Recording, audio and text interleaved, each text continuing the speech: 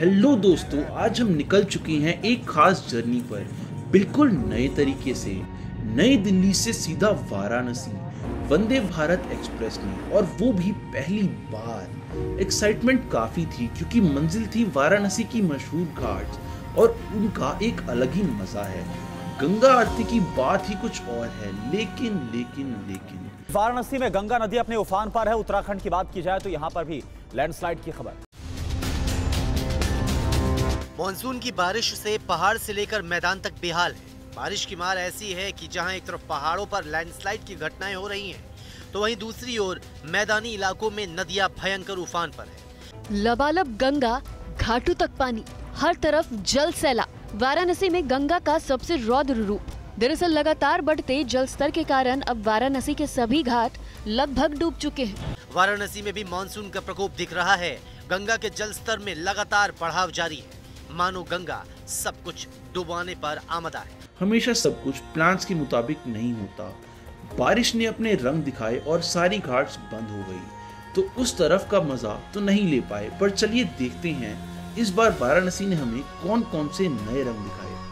Vande Bharat express में लगभग 8 घंटे का सफर करके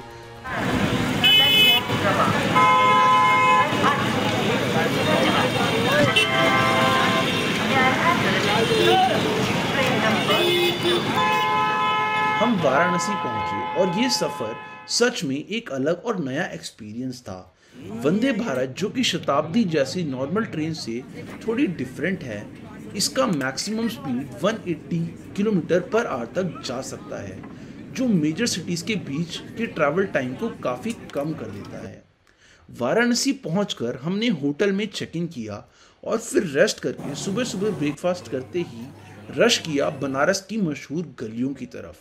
बनारस की गलियों की बात ही कुछ और है दोस्तों। ये गलियां आपको अलग अलग कहानियां सुनाती है, और बनारस की सड़कों पर चलना ऐसा लगता है जैसे कि आप शांति की राह पर चल रहे हो। हर तरफ, हर दिशा में एक आस्तिक माहौल है, जो एक अलग ही दुनिया का एहसास दिलाता है।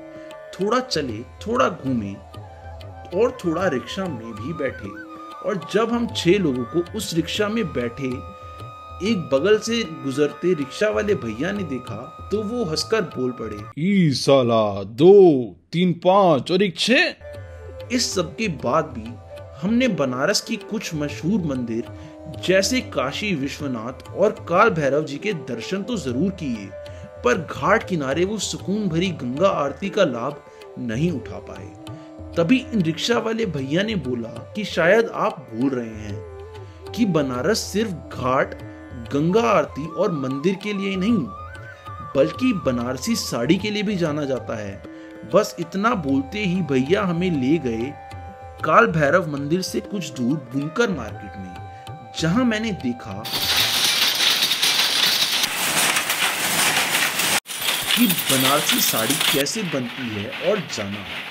ये 1 महीना में एक साड़ी तैयार होती है। जो आप मशीन का देखे हैं वो साड़ी तैयार हो जाती है 2 दिन में, एक साड़ी तैयार होती है। ये यहाँ से हाथों से ऐसे बुनाई जाती है। ये कई हज़ार जो है कि धागे हैं, और ये पत्ते जो है ये देखिए सामने ये लगे हुए हैं कागज़ के पत्ते, इसी से वो तैयार होती है। यहाँ हम लोग मैन्युफैक्चरिंग खुद की देते हैं, ना कि किसी का नकल करते हैं, ना कि किसी का और। हम लोग का खुद का बनावट है, खुद का सब कुछ मैन्युफैक्चरिंग है। आप बगल में देखेंगे तो पूरा कई सारे काम हो रहे हैं हमारे, और यहाँ भी होते हैं।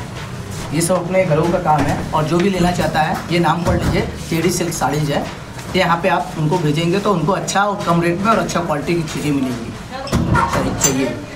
और बनारस में आते हैं तो बनारस में बहुत चीज़ें हैं घूमने के लिए, खाने के लिए। जाड़े के दिन में आएंगे तो मलइयो है, मटर चूड़ा है। घाटों के बारे में 84 घाट है यहाँ पे। अभी तो घाट पे बोटिंग नाइट बंद है, ऐसे बाई वॉक घूम भी नहीं पाएंगे। तो ये सब चीज़ें जानकारी, सब पुराने चीज़ें हैं यहाँ पे काशी में। काशी के बारे में जानकारी है। साड़ियां देखने के बाद हमने सारनाथ टेम्पल और स्वरवेद महामंदिर भी एक्सप्लोर किया। सारनाथ टेम्पल वो जगह है जहां गौतम बुद्ध ने अपना पहला प्रवचन दिया था। यहाँ की शांति और विचारों की गहराई आपको एक अलग ही अनुभव देती है।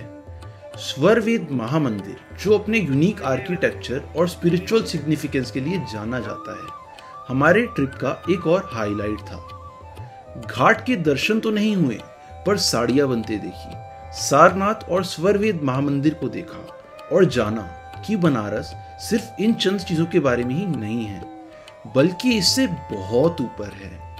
तो ये व्लॉग यहीं खत्म करते हैं, पर फिर एक बार किसी और दिन, किसी और महीने वापस मिलेंगे बनारस में, क्योंकि बहुत कुछ है जो भी जानना बाकी है इस शहर के बारे में, जिसे सब होली सिटी के नाम से जानते हैं।